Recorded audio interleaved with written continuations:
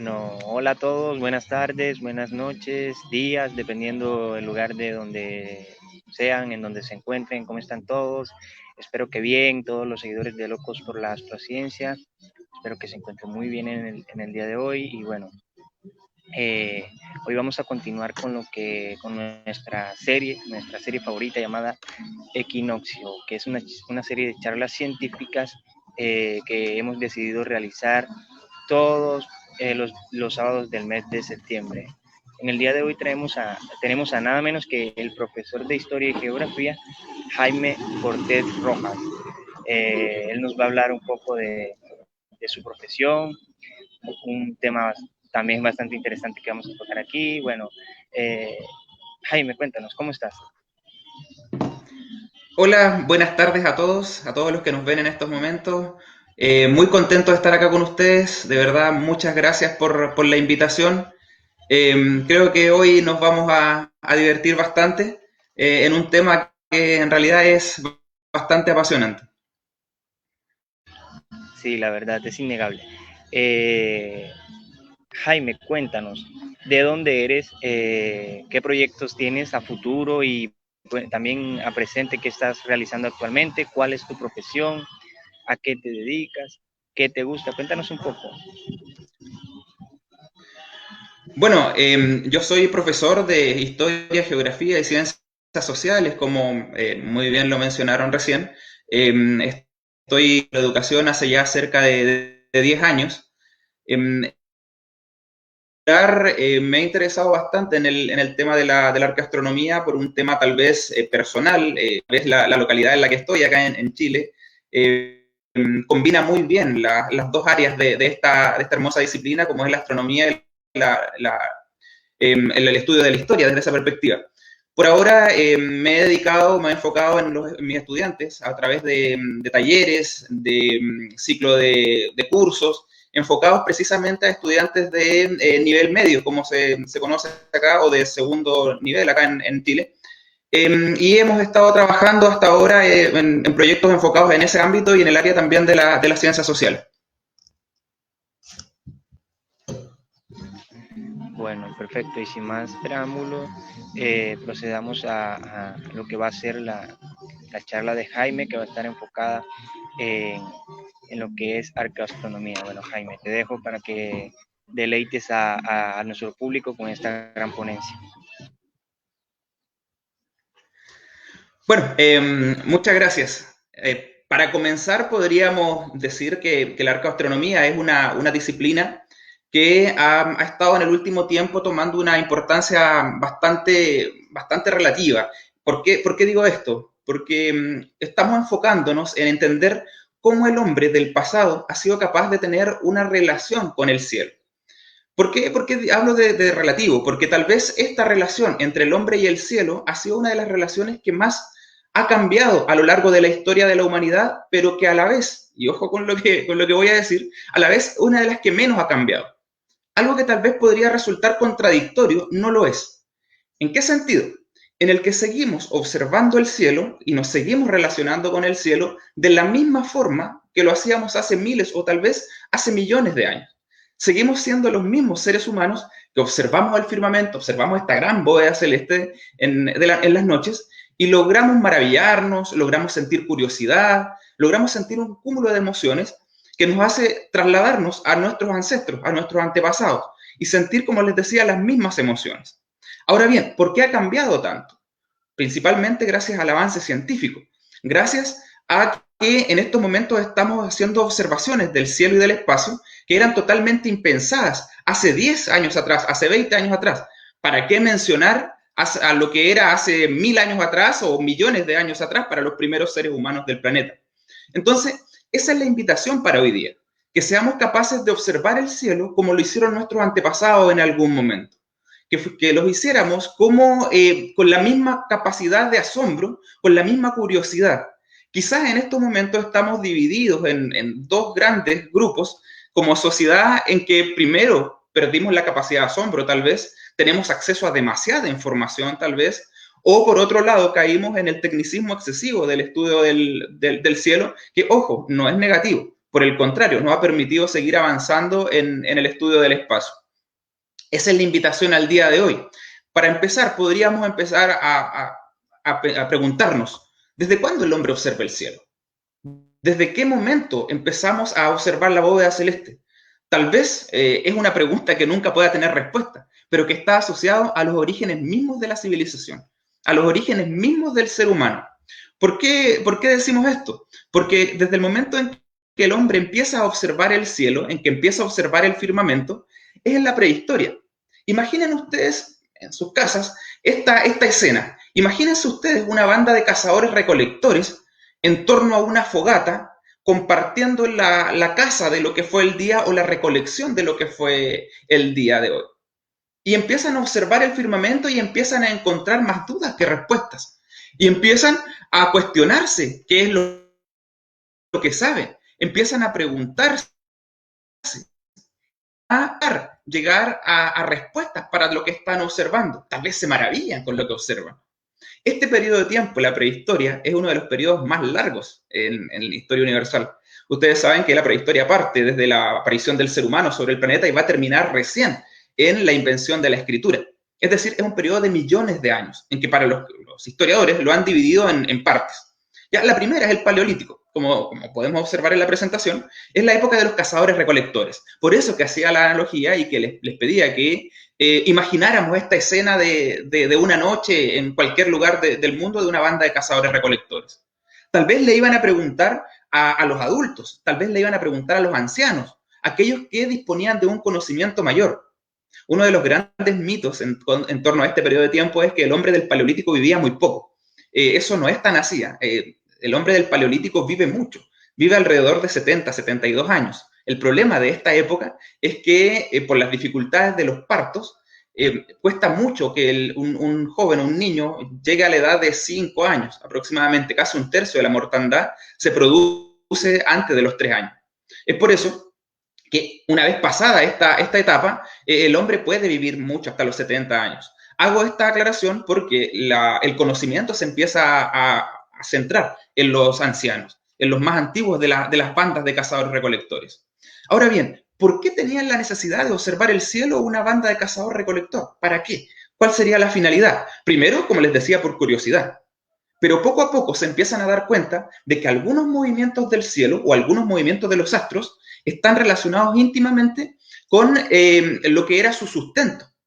Imaginen que se empiezan a dar cuenta de que algunas manadas de animales empiezan a migrar a distintos lugares y eso lo asocian ellos con distintos periodos del tiempo. Todavía no tienen la concepción de tiempo que tenemos nosotros, pero viene la asociación. Ellos se dan cuenta de que hay periodos durante el año en que el clima no es igual y empiezan a tener una leve intuición acerca de las estaciones del año. Observan también que hay periodos en el año en que las manadas de animales se desplazan, como les decía recién, que los salmones en los ríos empiezan a subir. Y ese detalle, el conocer esos detalles, puede ser la diferencia entre la vida y la muerte para muchos de ellos. Imaginemos los pueblos pescadores, recolectores de las orillas de las playas, que se empiezan a dar cuenta de que la luna está asociado al movimiento de las mareas, por ejemplo. Entonces, poco a poco empieza el ser humano no solamente a tener conciencia de sí mismo y de su espacio que lo rodea, sino que también de la bóveda celeste y cómo los movimientos de los astros son capaces de darle algunas respuestas. Ahora, llega el momento en que tienen que empezar a llevar un conteo, a que este conocimiento que en primera instancia se pasa de los ancianos en forma oral, tienen que empezar a llevarlo ahora de alguna forma un poco más metódica. Y ahí empezamos a tener las primeras manifestaciones astronómicas de la historia. Hace por allá por 1.600.000 años aproximadamente, que es la imagen que aparece a la izquierda de la pantalla. Si ustedes se fijan, no es más que un simple hueso con algunos hoyitos, nada más que eso. Pero se ha logrado interpretar estos huesos que se han encontrado en distintos lugares de Europa, que son huesos de animales, que esos hoyitos siempre están en número entre 28 a 30. Entonces, ¿qué tenemos acá? Nos damos cuenta de que algún ser humano, en algún momento de la historia, empezó a contar las fases de la luna con esos hoyitos. Y se empezó a dar cuenta, con esos agujeros, que el ciclo lunar se tendía a repetir cada 28 o a 30 días. ¿Por qué sabemos esto? ¿Cómo no sabemos que fue una sola persona quien hizo los agujeros por diversión o por otra intención?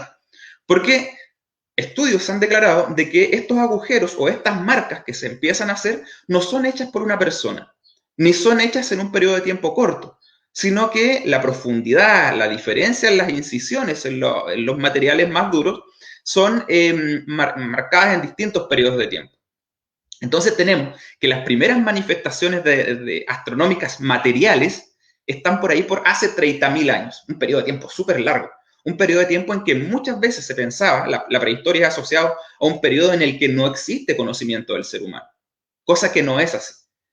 Ese periodo, hace 30.000 años, entendemos entonces ya de que empiezan a asociar a la luna con este ciclo de 28 a 30 días. También lo asocian a el ciclo femenino. Y es por eso que en gran parte de las civilizaciones encontramos de que la luna es asociada a una divinidad femenina incluso. Ahora bien, se necesita también, poco a poco, empezar a tener un control mucho más grande, mucho más detallado de la luna y el sol, incluso. Y nos encontramos acá con los primeros observatorios de la historia. Esos primeros observatorios solares, o esas primeras marcas, porque no son más que eso, es una estaca en el suelo, una piedra tal vez. Lamentablemente hay muy pocos de estos que han llegado hasta nuestros días por un tema de la fragilidad del material, un tema obvio, que nos va a marcar los periodos de solsticio, tal vez, de equinoccios. Se ha descubierto algunos observatorios de este periodo de tiempo, del Paleolítico, en Escocia, de que se habla de que puede ser incluso el observatorio solar más antiguo del mundo. Pero no es más que eso, no es más que estacas clavadas en el suelo, no es más que piedras puestas en el horizonte. Por lo tanto, se puede hablar de que el conocimiento astronómico durante este periodo de tiempo, durante el Paleolítico, es un conocimiento de que se traspasa más en forma oral, de generación en generación, y deja un poquito la materialidad en aspectos muy pequeños, muy interpretables tal vez. Hay incluso algunas teorías que afirman que las pinturas de las cuevas en algunos lugares de Europa está asociada a la observación del cielo. Hay algunos sectores ahí en que puede aparecer algunas marcas en las que se habla de ciclos solares, representaciones de lo que después a futuro van a ser las constelaciones, etcétera, etcétera. Cuando empieza a cambiar el conocimiento del cielo y empieza a ser necesario un mayor control, una mayor tal vez diferenciación de lo que está pasando en el cielo, es cuando se produce tal vez la primera gran revolución en la historia de la humanidad. Y esa primera gran revolución en la historia de la humanidad no es otra cosa que el descubrimiento de la agricultura. ¿Ya? Ese periodo de tiempo en el que se descubre la agricultura es el conocido como Neolítico o Nueva Edad de Piedra. ¿Por qué hablamos de una revolución? Nosotros siempre asociamos la palabra revolución a uno de cambio violento, a un hecho de sangre tal vez. En historia muchas veces nosotros asociamos el concepto de revolución a eso. Esta es la primera gran revolución de la historia de la humanidad, como les decía yo, pero asociado directamente a un cambio rápido. A un cambio rápido en términos históricos, obviamente, no fue un cambio de la noche a la mañana, sino que el hombre comienza por entender de que es capaz de cultivar el alimento. Imagínense el momento en que un ser humano es capaz de sembrar una semilla y se da cuenta que con los cuidados necesarios esta semilla puede germinar y puede dar una producción 10 veces a 1 o 5 veces a 1. ¿Por qué hago esta diferenciación? Porque la revolución del Neolítico es el momento en que el ser humano pasa de ser un individuo nómade que tiene que cazar o recolectar su alimento todos los días a quedarse y establecerse en algún lugar. Pasa a ser sedentario. ¿Qué importancia tiene esto con la observación del cielo? ¿Por qué cambia nuestra sociedad tan rápidamente para ponerle el apelativo de revolución? En el sentido en el que el ser humano, al cambiar 100% su estilo de vida totalmente, tiene que, por de ahí en adelante, nuevos desafíos, tiene una nueva capacidad de entender el medio ambiente que lo rodea. Para empezar, tiene más alimento que el que necesita. Ahí hay una gran diferencia.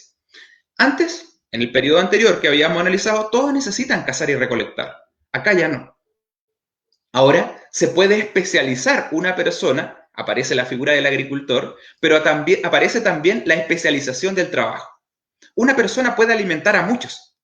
Y esos otros que hacen no se van a quedar esperando que los alimenten y no hacer nada más, sino que empiezan a aparecer los ceramistas, empiezan a aparecer los alfareros, empiezan a aparecer aquellos que observan el cielo y pueden dar las fechas exactas en las que usted tiene que sembrar o en las que tiene que cosechar, por ejemplo. Y esa diferencia entre la siembra, en las fechas en las que se da, puede nuevamente ser la diferencia entre la vida y la muerte. Por eso que las sociedades se hacen más complejas. Por eso que se hace muy difícil lograr entender el conocimiento astronómico. Y ese conocimiento astronómico empieza a quedar en manos de una sociedad cerrada, de una casta cerrada, que empiezan a ser los astrónomos, los primeros astrónomos de la historia, pero con una connotación también religiosa. Es decir, los astros se mueven por el cielo y gracias a ellos tenemos nuestro alimento de la tierra. Empiezan a aparecer los primeros cultos a la fertilidad, empiezan a aparecer los cultos femeninos a la fertilidad. Y se empieza a producir un fenómeno bastante interesante que yo sé que muchos de ustedes han visto, especialmente el monumento que está a la derecha de la pantalla, que es que especialmente en Europa empiezan a aparecer estos grandes monumentos líticos. Es la época de las construcciones líticas monumentales. ¿Para qué se hace? ¿Por qué? Es una de las grandes incógnitas de la historia que todavía no somos capaces de resolver del todo. Hay muchas teorías, hay muchas explicaciones, algunas de ellas incluso rayan en lo absurdo, que puede parecer algo como fuera de la ciencia. Pero estas construcciones que empiezan a hacer los hombres del Neolítico son en su mayoría calendarios solares. Ya, si se fijan en las fechas que pusimos ahí en forma tentativa, el sitio de la parte superior, el sitio de Karnak en Francia, es del año 4700 a.C. Y el inferior, el famoso Stonehenge, en Inglaterra es del año 1500 a.C. Es decir, hablamos de sociedades muy adelantadas para su época. ¿Qué quisieron hacer en Karnak? Es un sitio en que tiene cerca de 2000 piedras, monumentos gigantescos, en que están distribuidos en un espacio de varios kilómetros. Y algunas de ellas tienen incluso hasta 6 metros. ¿Cómo las trasladaron hasta ahí? ¿Para qué? Se ha logrado constatar de que ese monumento está enfocado, está orientado hacia la salida del sol en la época de las cosechas o en la época de las siembras. ¿Ya? También hay tumbas en ese sector, por lo tanto podemos asociarlo con una necrópolis prehistórica. Y volvemos a tener la relación astronomía, astros, ciencia, sacerdocio, pero también una búsqueda de la espiritualidad o de la religiosidad también. Hay una búsqueda de explicar lo que no se sabe. Un intento del ser humano prehistórico por llegar a establecer conclusiones. Es por eso que este primer periodo de tiempo está muy de la mano entre la religiosidad y la ciencia. En Stonehenge, en Inglaterra, esos bloques de piedras monumentales fueron trasladados más de 300 kilómetros. Sin embargo, es en un periodo de tiempo largo, es un periodo de tiempo que abarca más de 1000 años, esas construcciones. Por lo tanto, podemos asociarlo a que los primeros seres humanos que lo hicieron tal vez querían marcar algún lugar de importancia astronómico. Está comprobado de que sirve para medir solsticios y equinoccios, pero también existe la teoría de que sirve para predecir eclipses.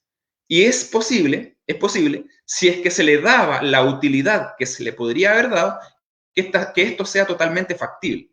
Es decir, son sitios, vuelvo a insistir, que van de la mano entre lo científico y lo mágico religioso. Posteriormente, también en Stonehenge han existido tumbas, hay entierros de varios miles de años de antigüedad, por lo tanto, sigue siendo quizá una de las grandes maravillas que hasta ahora todavía logra asombrar al mundo entero.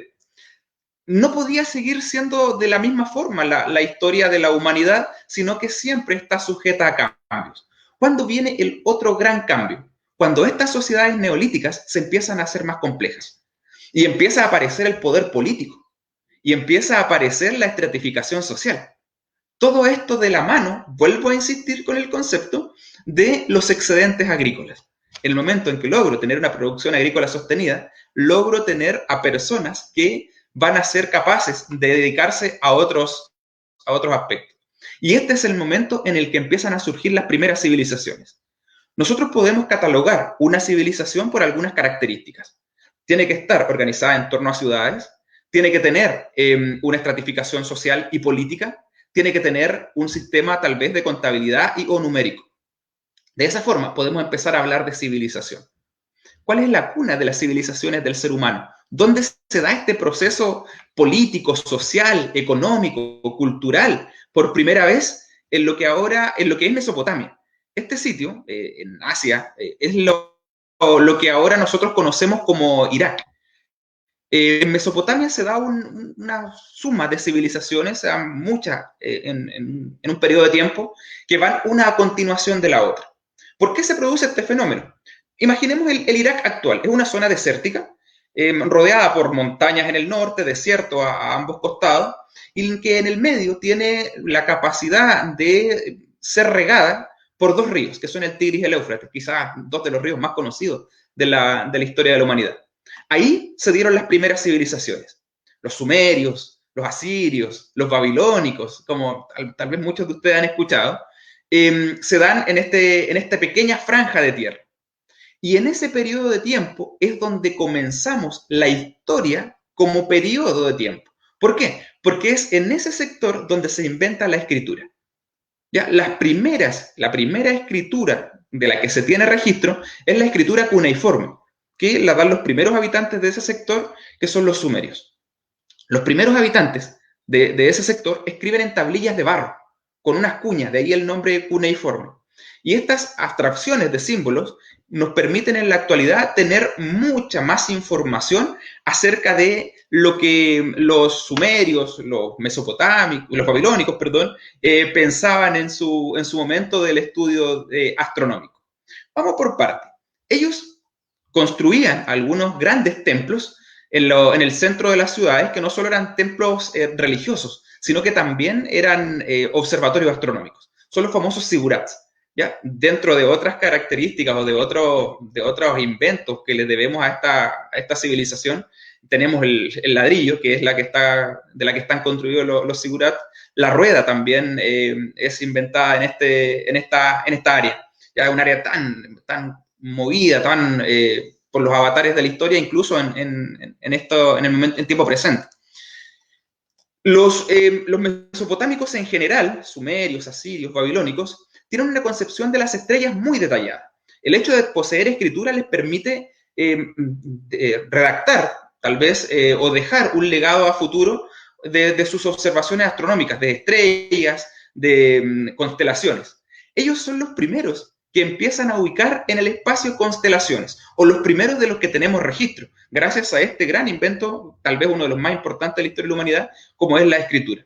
¿Ya? Las primeras constelaciones de ese periodo de tiempo a lo mejor les suenan parecidas a algunas que conocemos ahora. Tenemos las más antiguas, el león, por ejemplo, el que va a ser Leo después. Tenemos el toro, que va a ser Tauro, o el conocido por casi todas las culturas de la antigüedad, que es Escorpión. Muchas de estas observaciones tienen un trasfondo astrológico. Y ahí está la gran diferencia, y por eso que no podemos hablar de astronomía como ciencia en Mesopotamia. Ellos tienen una connotación astrológica. De hecho, son ellos quienes dividen el firmamento y crean los signos del zodiaco. Ahora, usted se preguntará, ellos ya leían el horóscopo y el zodiaco. Sí y no. ¿En qué sentido? En que el concepto de zodiaco para ellos estaba asociado a la predicción, es verdad, pero no estaba asociado a la personalidad de la persona ni a la predicción de una persona en particular, sino que estos sacerdotes astrónomos, que eran una casta cerrada, hacían predicciones asociadas a los astros, pero para el pueblo completo, para el país completo. Y estas predicciones eran de gran importancia para los gobernantes, por ejemplo. Muchas de ellas las encontramos asociadas a el planeta Marte, por ejemplo, que lo asociaban a la guerra, o al planeta Venus, que lo asociaban a la fecundidad, a aspectos positivos. Entonces, no es un horóscopo, como podríamos llamarlo, o un zodiaco asociado a la personalidad de cada uno. Muchas de esas constelaciones ya no las tenemos nosotros, pero ellos dividen el cielo en 12 partes. ¿Por qué? Porque logran empezar a desarrollar el sistema sexagesimal, que es como lo llaman, que nosotros también somos herederos de ese sistema sexagesimal. Ellos contaban con una mano las falanges de los dedos y contaban con este dedo en contraposición a los otros, empezaban 1, 2, 3, 4, 5, 6. Por eso que el sistema sexagesimal está asociado en el número 6 o en el número 12. Pero ¿cómo lo vemos nosotros? Eso en la actualidad. Lo asociamos al cálculo de las horas, por ejemplo, de que ellas tienen 60 minutos o los minutos tienen 60 segundos. También lo vemos en geometría. El círculo está dividido en 360 grados. De esa forma empieza a pasar el conocimiento a otras culturas, como vamos a ver más adelante, y lo traspasan hasta nuestros días incluso. ¿En qué momento ellos logran empezar a hacer una observación detallada del cielo? En el momento en que empiezan a agregar instrumentos. Y muchos de estos instrumentos también llegan hasta nuestros días. Ellos logran descubrir que los eclipses tienen una periodicidad, que si ellos logran identificar algunos aspectos astronómicos y hacer algunos cálculos matemáticos, pueden llegar a la conclusión de que los eclipses van a tender a repetirse, especialmente los lunares, en un periodo de tiempo de más o menos 18 años. ¿Ya? ¿Cómo lo logran? Vuelvo a insistir con el concepto, con estudios a ojo desnudo, con cálculo matemático, pero empiezan a agregar algunos instrumentos de observación astronómica. Los primeros relojes de arena, los primeros relojes de agua, las clepsidras, y los primeros relojes solares, incluso. Y ellos ocupan un instrumento que ahora ocupan muchos profesores de astronomía en los colegios también, que es el polos. El polos, como aparece en la imagen inferior, es un instrumento que ellos lo diseñaron específicamente para conocer con precisión los movimientos solares. El polos es un instrumento cóncavo que va a permitir, mediante un estilete en su centro, empezar a medir la sombra del Sol en distintos periodos del día, en distintos periodos del año. Mediante este instrumento tan sencillo, ellos logran incluso poder predecir el periodo o establecer con precisión el periodo de los equinoccios, el periodo de los solsticios, logran establecer la trayectoria del Sol a través del firmamento, etcétera, etcétera. Es un adelanto gigantesco para la época y gran parte de las civilizaciones que vienen después de ellos van a beneficiarse de esto también. ¿Por qué es tan importante Mesopotamia? Primero porque, como les decía, se sistematiza el conocimiento astronómico y también porque forma parte de un punto de encuentro entre la civilización occidental europea, los griegos, por ejemplo, los egipcios, y la civilización oriental, India, China, están en medio, en el centro de todo eso. Entonces van a poder condensar el conocimiento de ambos extremos y llevar el conocimiento de uno de los dos extremos geográficos a otro. Eso es lo que hace tremendamente importante a la observación astronómica en Mesopotamia. ¿Cuál es otro pueblo de este periodo de tiempo? Otro pueblo que tal vez es uno de los más maravillosos en cuanto a arquitectura, en cuanto a cultura, a arte y también a conocimiento científico. Este es Egipto, ¿cierto? Todos sabemos de Egipto, todos nos hemos maravillado con sus monumentos, con su cultura, con sus leyendas incluso. ¿Qué tenemos de astronomía en Egipto? Para empezar, es una astronomía marcada por la religiosidad también, ¿ya? Si bien no es un conocimiento tan astrológico como el de Mesopotamia, es un conocimiento que está asociado a la figura del faraón. Recuerden que el faraón, el líder de Egipto, depende o es hijo de Ra, el dios del sol. Por lo tanto, desde ahí ya tenemos una civilización que va a depender de los astros, incluso para la observación que puede transformarse nuevamente, vamos a repetir el concepto varias veces, en un asunto de vida o muerte. Egipto, muchos lo llamaron en la antigüedad el don del Nilo, del río Nilo. ¿Por qué lo hicieron? Porque si usted mira en un mapa, Egipto está rodeado total y absolutamente de desierto. Y en el medio, como una pequeña vena muy delgada, de escasos metros en algunos lugares de ancho, aparece el río Nilo. Si los egipcios no hubieran tenido el río Nilo, la sociedad no se hubiera podido desarrollar. Y ellos dependían total y absolutamente de las crecidas del río Nilo. ¿Por qué? Porque cada cierto tiempo, en determinadas épocas del año, el río Nilo abarca un periodo mayor, un espacio mayor, perdón. Viene una crecida del río. Esa crecida, si ellos no hubieran podido precisarla en el tiempo, les hubieran inundado tal vez construcciones cercanas o sus cultivos. Cuando las aguas del Nilo se retiran, queda en el borde del río un barro, una sustancia que ellos la conocen como limbo. Y esa sustancia es muy rica en nutrientes, por lo tanto, ellos pueden sembrar nuevamente ahí. Entonces, es tremendamente importante para ellos que logren establecer con claridad, con exactitud, los periodos de crecida del Nilo. ¿Cómo lo hicieron? Su calendario estuvo marcado por la aparición en el horizonte de la estrella Sirio. Cada vez que aparecía esta estrella en el horizonte, ellos sabían que se venía el periodo de crecimiento del río. Por lo tanto, su calendario, de hecho, lo dividieron en 3 partes. Lo dividieron en la etapa de crecida del río y en la etapa que baja, en la etapa de sequía también. Entonces, tenemos un pueblo agricultor que depende de la observación astronómica para su bienestar. Fueron capaces de observar el firmamento y establecer un calendario de 360 días. Y ese calendario de 360 días le sumaban 5 días más dedicado a algunas divinidades o a algunos dioses. El calendario egipcio es tan exacto que incluso los romanos, cuando invaden el territorio, son capaces de tomarlo con algunas modificaciones, adaptarlo a su realidad, y va a ser el calendario que va a ser el calendario matriz desde el cual incluso va a surgir nuestro calendario en la actualidad. Este calendario egipcio, con las modificaciones romanas, estuvo en uso hasta el siglo XIV aproximadamente, siglo XIII, XIV. Entonces, un calendario de un pueblo que lo crea ahí por el milenio, el tercer milenio antes de Cristo, el año 3000 antes de Cristo, y que dura muchos siglos más. Nos habla de una sofisticación tremenda y de una capacidad de observación tremenda también. Hay muchos mitos en torno a Egipto, especialmente por sus pirámides. Hay, como les decía, mitos que incluso rayan en lo pseudocientífico.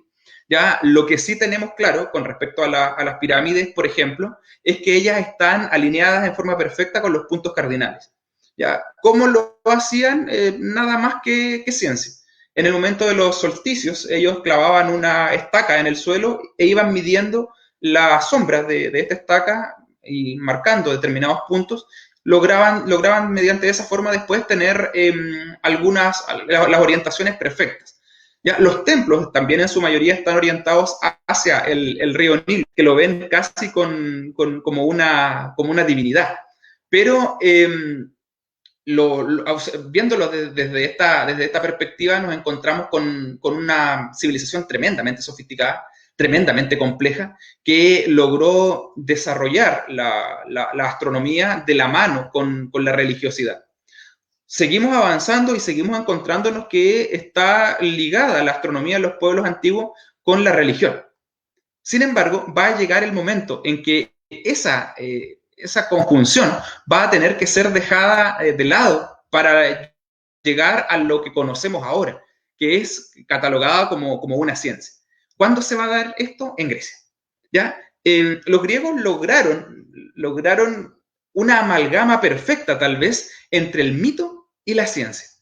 Lograron, de cierta medida, llevar adelante el conocimiento matemático, el conocimiento duro, y a la vez el conocimiento mítico.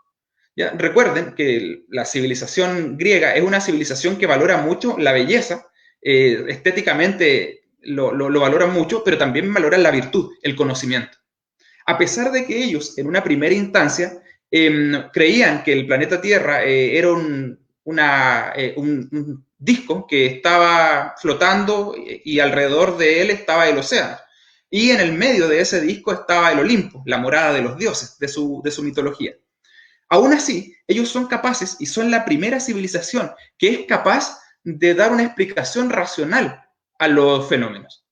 Los babilónicos, como habíamos visto en Mesopotamia, ellos explicaban muy bien, observaban muy bien, describían esas observaciones de muy buena forma. Los egipcios las asociaban a sus dioses, a su faraón. Sin embargo, los griegos son los primeros que se preguntan por qué y buscan darle una explicación a eso. Ellos se empiezan a dar cuenta que ciertos fenómenos tienen que tener alguna explicación. Por lo tanto, empiezan a encontrar utilidad, empiezan a buscar respuestas. Ya en la Ilíada de Homero, esta gran obra, o dos obras que llegaron solamente a nosotros, la Ilíada y la Odisea, ya hay registros de las constelaciones sirviendo como mapas de navegación. Entonces se habla de la constelación de Orión, por ejemplo. Ya existe ese interés por buscarle una utilidad a las estrellas, a los astros del firmamento. Sin embargo, en estas observaciones se comienzan a dar cuenta de que la bóveda celestial empieza a moverse bajo una perspectiva más o menos uniforme. Pero se dan cuenta también de que hay algunas estrellas que no siguen el movimiento del fondo del resto de los astros. Y ellos a esas estrellas le llaman estrellas planetas. ¿Qué significa planeta? Significa estrellas errantes, porque no siguen el mismo patrón del resto de la bóveda. Entonces, de ahí viene el concepto planeta, el nombre planeta. Logran identificar a Venus, a Mercurio, a Marte, a Júpiter. Ya tienen alguna búsqueda de explicación racional. Y eso lo vamos a ver porque son conocidos los griegos tal vez por su filosofía también. Y muchos de sus filósofos fueron filósofos, científicos, astrónomos. Ahí hay solamente 3 ejemplos de lo que fue la astronomía griega. Son muchos más. Pero tal vez podríamos dedicar mucho más tiempo a hablar de Grecia, lo cual no es la idea. Tres ejemplos bastante puntuales para entender cuál es la importancia de su astronomía. Primero, Eratóstenes, quien él calcula la esfericidad de la Tierra. Él calcula con bastante precisión la redondez de la Tierra. Ojo, la calculó 1700 años aproximadamente antes de que Hernando de Magallanes fuera capaz de dar la vuelta al mundo y comprobar en forma empírica la esfericidad de la Tierra. ¿Cómo lo hizo? Tal como aparece en la imagen de la parte inferior, se dio cuenta que entre dos ciudades, entre Alejandría y Siena, había una distancia más o menos de 800 kilómetros. Pero él observa de que al poner una estaca al mediodía, en una de esas ciudades proyecta una sombra y en la otra no. En algunas otras versiones dice que es en un pozo, en el que observa que durante el mediodía la luz del sol se refleja. Por lo tanto, mediante cálculos matemáticos logra, como les decía, con bastante exactitud, lograr establecer que la Tierra es redonda. ¿Ya? Después va a venir un largo periodo de tiempo en que está prácticamente aceptado por los distintos pueblos de que la Tierra es esférica. Tal vez en la Edad Media, por ahí podemos encontrarnos con el mito de la Tierra plana y que si llegamos al borde nos vamos a caer, pero como les decía, 1700 años de su comprobación empírica, los griegos ya eran capaces de, mediante cálculos matemáticos, demostrarlo, y sin moverse de su escritorio, prácticamente sin necesidad de hacer un viaje gigante, como fue el viaje de Magallanes, ni tan lleno de peligro. ¿En qué fallan, tal vez de acuerdo a nuestro conocimiento, los griegos? En que ellos establecen un modelo geocéntrico del universo. ¿A qué se refiere esto? De que ellos establecen de que el centro del universo es la Tierra y todos los demás planetas y los demás astros están girando alrededor de la Tierra. Ese modelo se va a mantener prácticamente inalterable hasta Galileo, ya bien entrada la Edad Moderna. Grandes filósofos griegos como Platón o Aristóteles fueron defensores de este este modelo astronómico.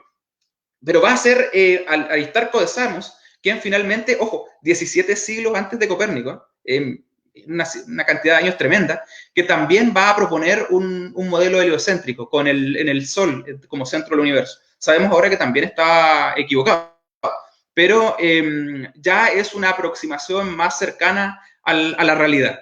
Como les decía, los griegos fueron capaces de democratizar el conocimiento astronómico. Ya no quedó en manos de una casta cerrada de sacerdotes, sino que abusaban muchas veces de su poder para lograr mantener estas cuotas de poder.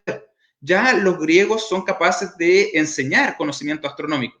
Si bien el ideal de ser humano de ellos era una persona con mucho conocimiento en distintos ámbitos, algo que se va a tender a repetir en el Renacimiento, ellos logran sacar mucha información del mundo mesopotámico, pero lo sistematiza, llevándolo a un conocimiento ya mucho más acabado, mucho más científico, mucho más racional de la astronomía.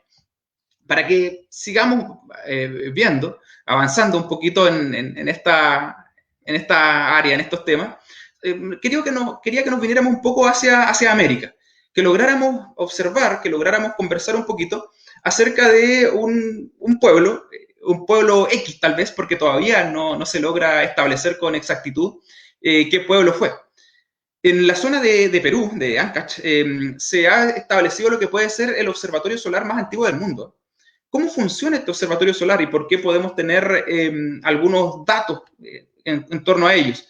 Este observatorio, o estas columnas de piedra que se ubican en la cima de una montaña, marcan con exactitud los ciclos o el periodo de salida del sol.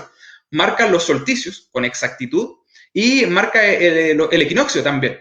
Entonces, nos encontramos de que 300 años antes de Cristo, muchos años más antes de los incas, teníamos ya una observación astronómica detallada en América, teníamos un culto tal vez a la divinidad solar mucho antes de que lo hicieran los incas. Es quizá uno de los sitios astronómicos más fascinantes de América. No es tan conocido a nivel americano, sí, en Perú es muy conocido, de hecho fue declarado patrimonio por la UNESCO, pero nos encontramos ya con un conocimiento astronómico acá en América. ¿Quiénes son, tal vez en América del Sur, los reyes del conocimiento astronómico? Son los incas. ¿Ya? Es tal vez de hecho, es la civilización más grande de América del Sur. Y ellos tienen un vínculo muy estrecho con el cielo. Ellos están ligados tremendamente con la observación astronómica. Sí, mezclado con religiosidad. ¿Por qué? Ellos son un pueblo agricultor en su mayoría. Ellos logran establecer patrones del movimiento de los astros también para la agricultura. Pero su emperador, el Sapa Inca, también es un hijo del sol, de Inti. Entonces, nuevamente nos encontramos con esta ambivalencia de astronomía, ciencia y religiosidad. Pero ellos, para poder lograr hacer sus cultivos que fueran más exactos en la época de siembra y de cosecha, tienen un conocimiento ya mucho más práctico, más acabado. Lo malo del conocimiento astronómico inca que tenemos nosotros en nuestros días es que la mayor parte de las fuentes que estudiamos son fuentes europeas. Son españoles que en su momento redactaron, escribieron lo que veían, pero desde su perspectiva muchas veces. Entonces hay mucha interpretación en ello. Un ejemplo, por Guamán Poma de Ayala, uno de los grandes cronistas de la época de la conquista. Los incas, como vemos ahí, se ubican más o menos en el siglo XIII, en adelante, hasta la llegada de los españoles. Por lo tanto, podríamos decir que mientras en Europa se daba la Edad Media, acá en América del Sur había una civilización que se dedicaba al estudio de la astronomía, con base en su sistema económico, que es la agricultura. Les quería mostrar un poquito ese monumento, ese instrumento, tal vez como podríamos llamarlo, que es un Intihuatana. ¿Qué significa este instrumento que está en gran parte o que estaba en gran parte del territorio inca? Es donde significa literal donde se amarra el sol. Hay múltiples teorías acerca de su uso. Ya se habla de que podría ser un calendario solar, se habla de que podría ser un espacio sagrado, que podría ser observatorios solares. El mejor conservado hasta ahora, o tal vez el más famoso, está en Machu Picchu. Hasta ahora sigue siendo una de las grandes incógnitas del imperio inca, de la civilización inca, y que nos revela un grado de expertise, un grado de conocimiento tremendo en el ámbito astronómico en la época de ellos. ¿Por qué no quedan muchos de estos monumentos, de estos instrumentos? Lamentablemente, en la época de la colonia fueron destruidos por orden del virrey español. Encontraban de que este instrumento podría ser un símbolo de control político o de control cultural. Por lo tanto, el intento del español de imponer su cultura y su religión, muchos de ellos fueron destruidos. Como les decía, el de Machu Picchu queda intacto porque los españoles no llegan a la ciudadela que se mantiene durante mucho tiempo no perdida, porque los habitantes de ese sector ya la conocen, los campesinos que viven cerca, pero sí al mundo occidental Machu Picchu va a salir recién a la luz en el siglo XVIII, en 1911 aproximadamente, 19-20. De ahí en adelante vienen las grandes expediciones arqueológicas que van a intentar dar explicaciones a las construcciones que hay en ese sector. ¿Qué más tenemos de América? Es un continente que los habitantes, los pueblos que existían en él antes de la llegada de los españoles tienen un conocimiento bastante avanzado en astronomía. No vamos a centrarnos en Centroamérica en esta oportunidad, pero también allá encontramos a mayas y aztecas con un conocimiento acabado. Sigamos avanzando con los incas. ¿Qué logran los incas? ¿Qué tienen? ¿Cómo observan el cielo? Ellos tienen una particularidad muy, muy marcada. Ellos identifican dos tipos de constelaciones. La constelación que asociamos nosotros siempre uniendo estrellas y que son las más famosas, ellos las tienen y las llaman constelaciones brillantes. Algunas de ellas, por ejemplo, la constelación de la llama, como aparece a la derecha de la pantalla. Sin embargo, ellos son una de las pocas civilizaciones, o tal vez la única, que es capaz de ir más allá de las estrellas. Se habla de que los incas fueron la única civilización que vio más allá de las estrellas, porque ellos forman constelaciones con los espacios vacíos, los espacios oscuros que hay detrás de las estrellas. Por lo tanto, logran formar figuras de animales con los espacios que hay detrás. El mito de la llama es uno de los mitos más fascinantes del mundo inca, que habla de que hay una llama en el espacio, de que se le ven solamente dos ojos, marcados por dos de las estrellas más brillantes del firmamento, y que debe ir al océano a beber el agua del océano para que ésta no inunde a los hombres. Es una civilización bastante avanzada en términos astronómicos y con un conocimiento acabado del espacio. Ellos tienen entre su conocimiento, entre su creencia, de que la Vía Láctea es un río, por ejemplo, y que está ahí marcado en el firmamento, nocturno. Para ir centrándonos ya vamos de lo general a lo particular, llegando un poco más a otros pueblos latinoamericanos, y con esto yo creo que ya vamos a ir terminando. Quizás uno de los pueblos más maravillosos en el sentido de el desconocimiento que tenemos de él, y que es el pueblo Rapa Nui.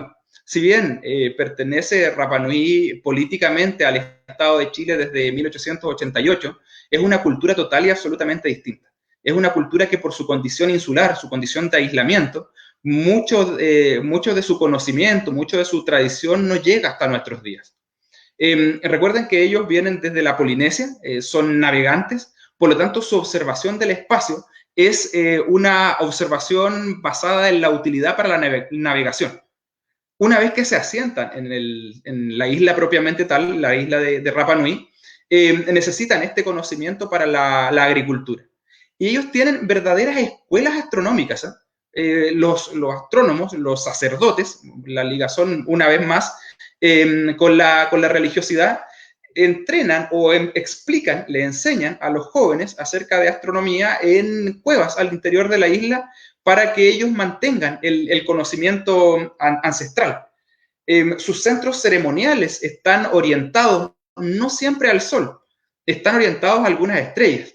Ellos mantienen, incluso hasta horas, es posible observarlo, los moais en dirección a determinados puntos en el horizonte.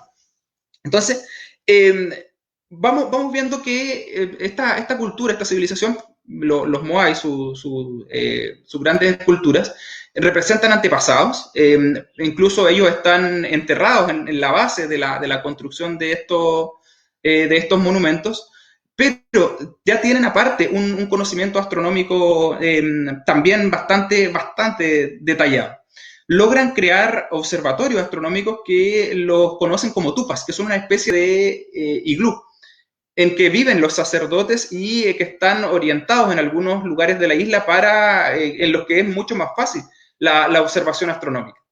Y también van a construir unas estructuras pequeñas para marcar algunos lugares de observación importantes, como es, por ejemplo, los que están en la imagen de la izquierda de ustedes. A la derecha se observa una de estas estructuras también, y es el lugar de la salida de las Pléyades, por ejemplo, en determinadas épocas del año, del conjunto de estrellas. Ya hay y también un conocimiento acabado del firmamento, pero asociado a la navegación. El concepto de equinoccio para ellos no existe. Ya muchas de según algunas investigaciones actuales, muchas de sus estructuras están orientadas no hacia los puntos de equinoccio o de solsticio, sino que están orientadas a algunas estrellas, ya como, por ejemplo, al cinturón de Orión. Ya hay esa intención de orientar monumentos hacia las estrellas.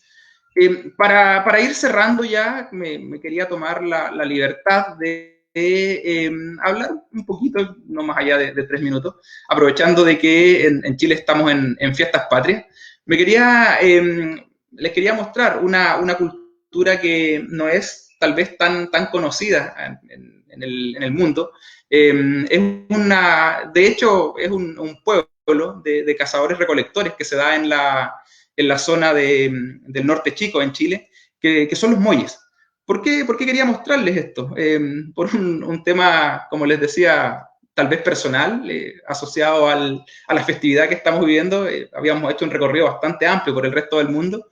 Quería mostrarles algo de mi país, quería mostrarles un pequeño detalle de lo que fueron capaces de crear nuestros antepasados también en materia arqueastronómica. Los Moyes son un pueblo cazador-recolector, es un pueblo que está por ahí por el año 0 aproximadamente, y que deja un legado arqueastronómico bastante significativo. Ellos logran construir, como se aprecia en la imagen de la izquierda, piedras tacitas.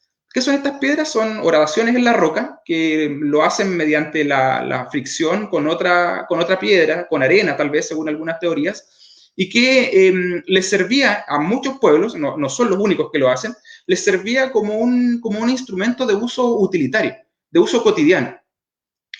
¿Para qué? Para moler especies, granos, vegetales tal vez, pero nos encontramos con que en el caso de los Moyes también tiene una connotación arqueastronómica. Si se fijan ustedes en la roca que está a la izquierda, se alcanza a ver dos grandes constelaciones que incluso es posible de ver en la actualidad, que es la constelación de Escorpión. Una de ellas, lamentablemente, en tiempos presentes, la roca fue partida. La cola de la constelación de Escorpión no alcanza a salir.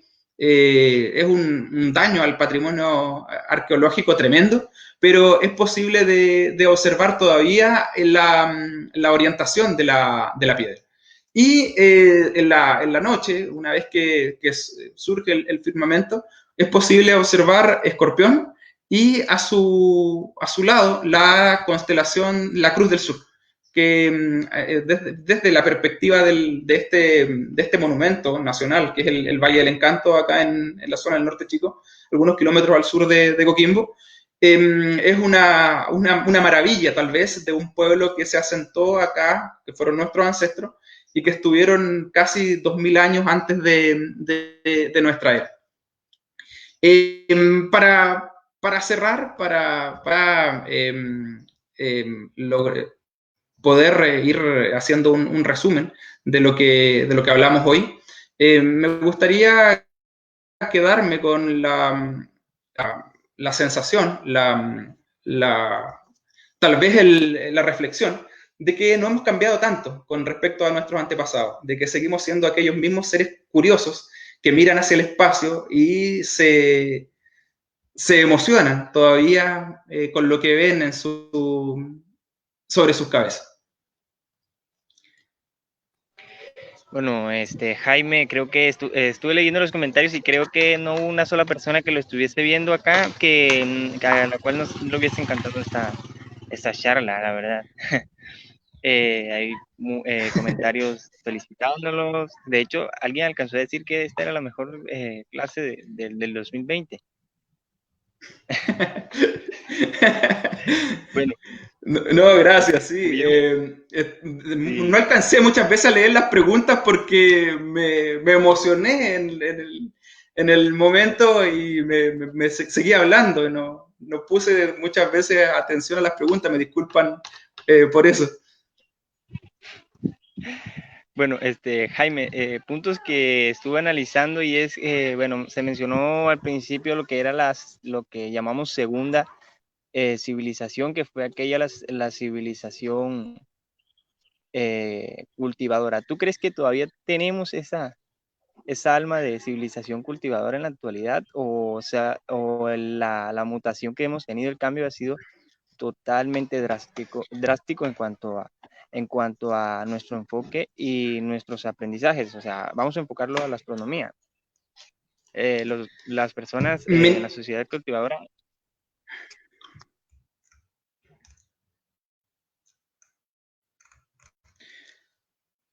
Me niego a creer que haya algún cambio, a pesar de que muchas veces la realidad nos dice lo contrario. Tal vez hemos perdido esa conexión con la Tierra y a la vez la conexión con el espacio. Vivimos en una sociedad mucho más inmediata, una sociedad que tiene mucho más acceso a información, pero no hace buen uso de ella. Creo que el futuro de ese cambio de paradigma, y que afortunadamente lo logro ver en nuestros estudiantes, está en ellos, en la generación tal vez que viene ahora, en los jóvenes, que son capaces de observar y de maravillarse con el entorno como lo hacían tal vez nuestros antepasados. Hemos pasado por un periodo en el que hemos perdido mucho de eso, hemos pasado por un periodo en el que, como decía, el avance tecnológico nos ha mantenido mucho más amarrados, a pesar de que podríamos sacar un mayor uso de ello. Pero me niego a creer que todo esté perdido, me niego a creer que haya habido un cambio tan radical en la sociedad humana. Creo que el futuro apunta a una nueva unidad con lo que eran las sociedades agrícolas y de la forma en la que veían no solo el cielo, sino que también su entorno. Creo que el contexto que hemos vivido en el último tiempo nos obliga a eso y nos obliga a replantearnos nuestra relación con el medio y con el cielo.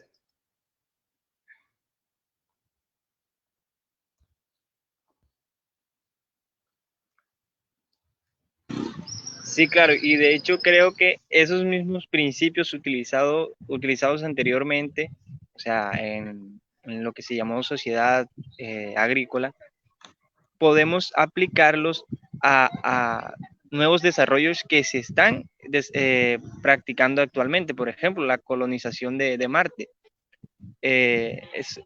Básicamente, si llegamos a colonizar el planeta Marte, sería de nuevo o sea, parcialmente, comenzar como una sociedad cultivadora. ¿Tú qué opinas de esto? Creo que das en un punto bastante interesante, y creo que si lo tomamos desde esa perspectiva, tendríamos que aceptar totalmente que lo que hicieron nuestros ancestros tendríamos que hacerlo nosotros en el futuro también. Si vamos a Marte y logramos colonizar Marte, tendríamos que observarlo, el planeta, el suelo mismo, la Tierra, de una forma en la que no lo habíamos hecho. Tal vez no es nuestro hogar de nacimiento, tal vez no nos sentimos ligados emocionalmente o espiritualmente a él, pero nos vamos a ver en la obligación de generar ese lazo por un tema de supervivencia. Entonces, tal vez sea el cierre del ciclo que partió por allá con una sociedad cazadora-recolectora o una sociedad agrícola hace miles de años atrás y tengamos que volver a nuestros orígenes nuevamente, ahora para poder subsistir en un ambiente totalmente distinto que es como lo conocemos nosotros ahora. Totalmente de acuerdo con lo que acabas de mencionar. Bueno, también mencionaste que en Europa, creo que eso fue, sí, en Europa en la antigüedad, creo que eso fue por los años 1350, ¿no? Cuando se empezó en Europa a implementar lo que era el estudio más generalizado, porque anteriormente se estudiaban las personas que, bueno, económicamente estaban por encima de los demás y no se estudiaba para trabajar, sino para desenvolverse en la sociedad. ¿Tú cuánto crees que ha cambiado ese pensamiento con respecto a la actualidad?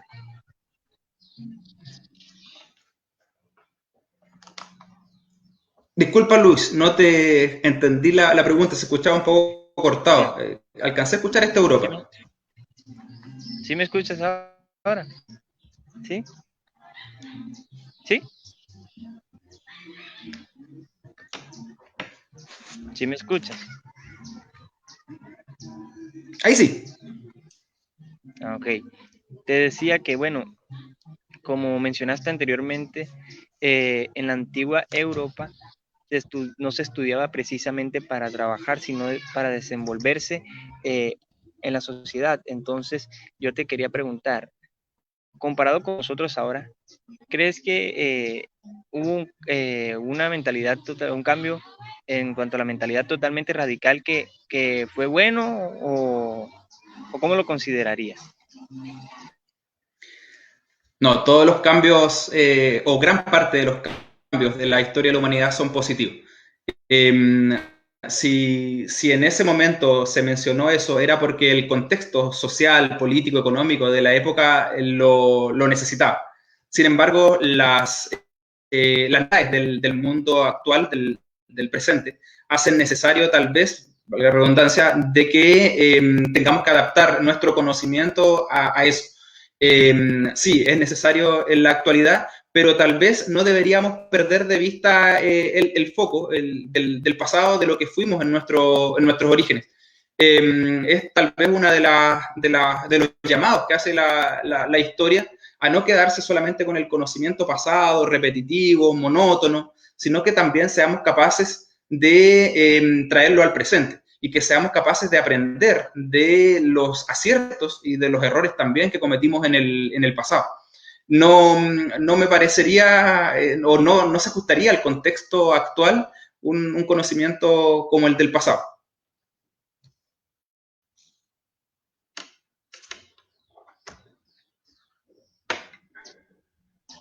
Bueno, sí, otra cosa que quizá quería mencionar es, bueno, en 2005 creo que fue, en Japón, sí fue en Japón, se desarrolló, se creó el término que describe a una sociedad en la cual ellos consideran que estamos entrando ya, que se llama la sociedad 5.0. Según ellos, esta sociedad va a estar basada en la tecnología. ¿Tú consideras que la sociedad 5.0 de alguna forma va a ser una mezcla de lo que fue la segunda civilización, la segunda sociedad que conocimos, con lo que es el modernismo actual, lo que es la tecnología? O sea, ¿puede mezclarse tranquilamente o tú crees que va a haber va a haber rechazo de una por parte de la otra? Uno de los errores muchas veces que caemos en nuestras sociedades es tratar de entender las sociedades del pasado con los ojos del presente. Y es algo que no puede ser. Si extrapolamos ese mismo error, perdón, al futuro, nos vamos a encontrar con algo muy similar. El ser humano tiende muchas veces a observar o a predecir el futuro de acuerdo a las pasiones del presente. El futuro es una incógnita, el futuro es maravilloso por eso, porque todavía está en nuestras manos el lograrlo. Como digo, hacer una aseveración de esa magnitud tal vez no está en nuestras manos, pero sí podríamos plantearnos como sociedad una reflexión hacia dónde queremos ir, hacia qué es lo que queremos para nuestro planeta, qué es lo que queremos para nuestros hijos. Y tal vez sí podría ser algo totalmente válido, pero no cae más allá del ámbito de la especulación. Claro, ahora que mencionaste hacia dónde queremos ir, te quería preguntar, ¿qué opinas de lo que es el desarrollo de la industria de, bueno, aeronáutica, astronáutica, pues, actualmente? Porque mira que es tendencia actualmente SpaceX, tenemos a la NASA, tenemos varias empresas asiáticas que ya tienen, tienen un rumbo y un objetivo claro, que es que el humano ya por fin pueda colonizar un planeta ajeno al nuestro. ¿Qué Creo que opinas de eso? nosotros ¿Tú somos piensas unos que se va? privilegiados. Creo que somos unos privilegiados. Si tomamos en cuenta de que hace un poco más de 100 años el hombre estaba soñando con volar, y nosotros ahora, 3 o 4 generaciones después, ya fuimos testigos, o fue la generación anterior a nosotros, testigos de la llegada del hombre a la luna, y nosotros estamos viendo en estos momentos el esfuerzo que se está haciendo por colonizar otro. Creo que somos unos privilegiados. Y creo que este avance científico, este avance técnico, a pesar de que muchas veces es criticado, especialmente en términos económicos, podemos verlo desde distintas perspectivas. El avance tecnológico que queda para la sociedad, que queda para el ciudadano común, por decirlo de alguna forma, es tremendo. Pero también las fronteras que se nos van abriendo con cada pequeño descubrimiento, con cada lanzamiento, con cada acierto, con cada error, con cada fracaso, es tremenda. Insisto, con el concepto privilegiados de vivir en la época en la que vivimos. Tal vez no vamos a alcanzar a ver los frutos definitivos de este trabajo. Tal vez no vamos a alcanzar a ver una población estable en Marte, pero por ahora hay que disfrutar cada avance, cada paso, tratar de inspirar a las generaciones que vienen, a nuestros niños, a nuestros sobrinos, a quienes tienen hijos, porque van a ser ellos los que van a disfrutar. Que la misma pasión que nos mueve a nosotros, que el mismo asombro, la curiosidad que nos mueve a nosotros, sea capaz de estar también en las generaciones que vienen. Bueno, Jaime, basado en que, bueno, mencionaste que es necesario conocer el pasado para un poco predecir el futuro. De hecho, es básicamente lo que hemos hecho como seres humanos. Siempre hemos estudiado nuestro pasado y en base a ello predecimos qué puede llegar a ser el futuro, aunque, como mencionaste, es solo una especulación. Pero te quiero preguntar, ¿crees que a nivel latinoamericano los niños, los jóvenes están aprendiendo lo suficiente de lo que fue nuestro pasado? O sea, ¿lo están aplicando verdaderamente? Así como tú mencionabas que, bueno, tú dijiste que, de hecho, tú eres profesor, tratas con varios jóvenes, niños, y dijiste que veías en ellos un entusiasmo, veías muchas ganas, pero lo que te pregunto es por parte de lo que son las docencias, lo que son las instituciones, ¿crees que en América Latina se enseña verdaderamente este ámbito? Lamentablemente ahí estamos al debe. Según mi perspectiva, lamentablemente estamos en manos de un currículum bastante estrecho que no permiten muchas veces la innovación, que no permiten muchas veces la capacidad de asombro de nuestros estudiantes. Sí, creo que ahí tenemos un desafío muy grande, un camino muy largo por recorrer. Quizás ahora eso está en manos de quienes estamos divulgando ciencia o que estamos al interior de las aulas, y por qué no, también de las familias. Es deber de nosotros muchas veces no quedarnos con la respuesta oficial, con lo que nos entregan las instituciones, con lo que nos entregan los estados, e intentar nosotros ir mucho más allá. Las ganas de los docentes están, las ganas de los divulgadores científicos están, el interés de los estudiantes está. Entonces, la materia prima está y hay que aprovecharla. Entonces, podemos decir de que estas falencias que tenemos a nivel macro, a nivel administrativo, podemos llevarlas o sobrellevarlas y sacarlas adelante, sin ninguna duda. Pero sí, ahí te encuentro razón de que tal vez se echa de menos un poco más de esfuerzo oficial por parte de las grandes instituciones.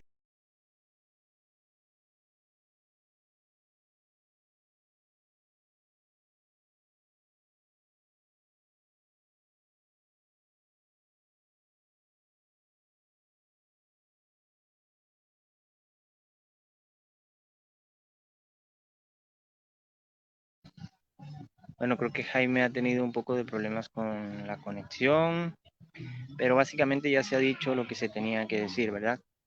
Entonces, bueno, está volviendo.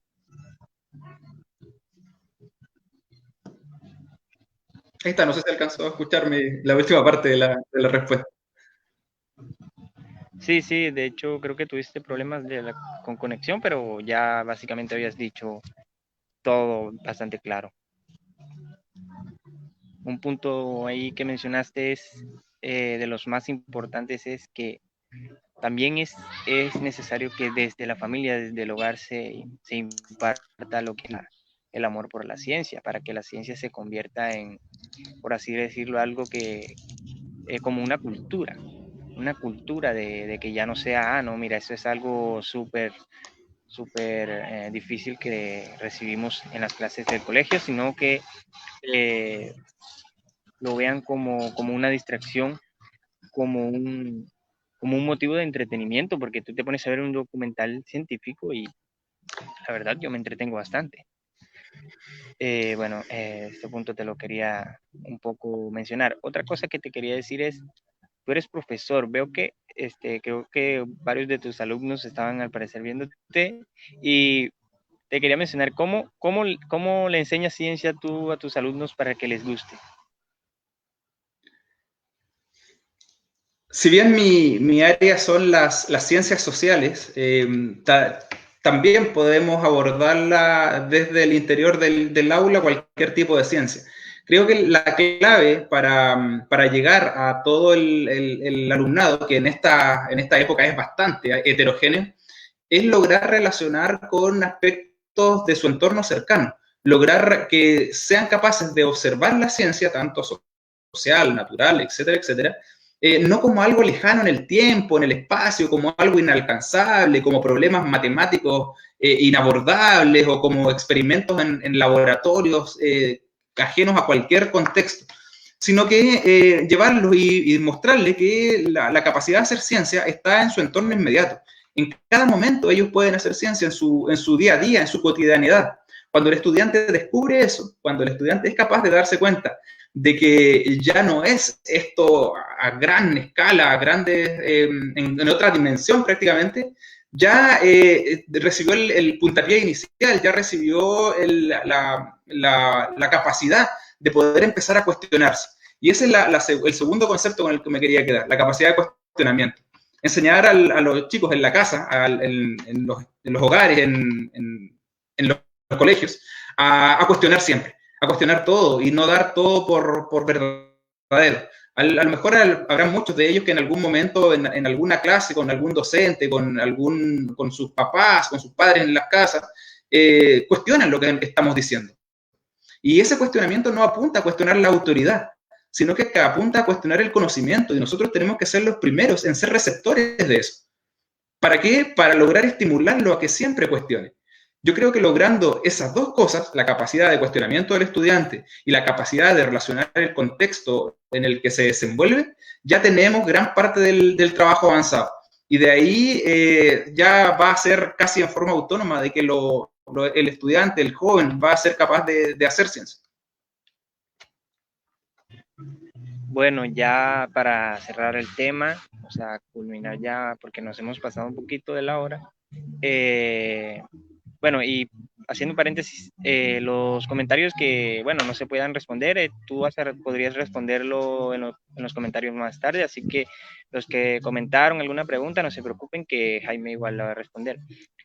Jaime, para terminar, ¿qué frase o qué consejo les dejas a los jóvenes que nos están viendo? Es bastante ambicioso resumir todo en alguna frase o en algún concepto. Tal vez perseverancia, tal vez que no abandonen sus sueños, tal vez que los persigan a aquellos sueños de niño que tuvieron en algún momento, pero porque en algún momento se hacen realidad. Constancia, perseverancia, amor por lo que hacen, pasión por lo que hacen, y los frutos de ese trabajo van a ir llegando solos. Poco a poco se van a ir dando cuenta y se van a ir gratificando como lo que soñaron cuando eran niños logran tenerlo una vez que sean adultos. Nada más que eso. Perfecto, Jaime, muchas gracias estuvo excelente la charla, todos los que nos están viendo, creo que les encantó, hubo varios que inclusive enviaron estrellas, tú fuiste una total celebridad hoy, y, y pues nada, muchas gracias por aceptar la invitación y saludos a Chile, que anda de fiesta.